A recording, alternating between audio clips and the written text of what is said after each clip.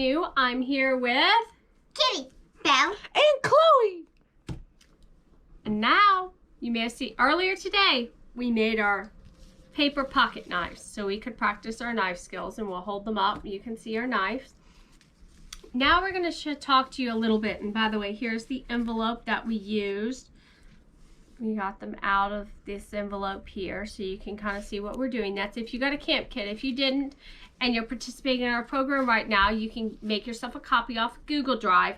When you do, this is made of cardstock rather than plain paper, although we've made them out of plain paper before, if that's what you happen to have. So if not, you can kind of see this as kind of a little bit of a, I think it looks kind of like a smiley face, to be honest, a smiley face kind of shape, and you can kind of see what the blade looks like, and under there is where it's attached. So you can kind of make your own. We have a couple paper fasteners, and do be careful, those are a little sharp. So we have our paper knife, and we're going to talk a little bit about how to properly handle a pocket knife, and this is the safest way to learn to handle a pocket knife, which is with a paper one, as you see just now. Be careful.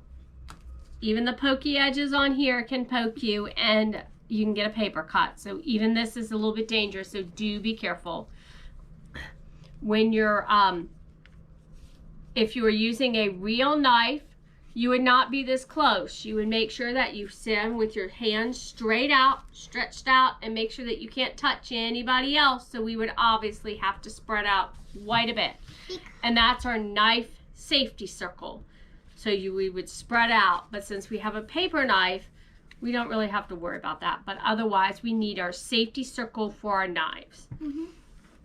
So the first thing we're going to do is practice opening and closing our pocket knife. Now, when we open and close our pocket knife, first you figure out which end is the hinge end, and that is this end with the wider spot on this knife. So you want to know that it's going to rotate from here. So we're going to take our hand firmly here, and we're going to open it, and we're going to make sure that the blade is this. So go ahead, campers, and practice opening your pocket knife. How I remember is because there's a slit. Yes, that's actually this line right here would represent where there might be a finger grip. So we would open our knife. Now, in order to close our pocket knife, we would make sure that our fingers are out of the way. This is no. Not like that. You would hold your fingers out of the way, and you would close it carefully. So like this. Now, if I was right-handed, I would probably want to be opening and closing, moving it with my right hand. But I'm trying to show you this front of the knife. So open it and then close it carefully. Campers, go ahead and practice closing it and opening it and keeping your fingers out of the way.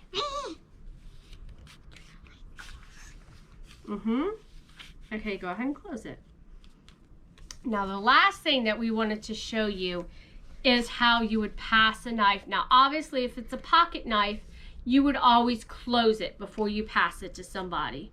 So you would, with it closed, I'll show with Belle. Thank you. She would say thank you, and then I would let go. Don't let go till you hear thank you. So we pass it, thank you.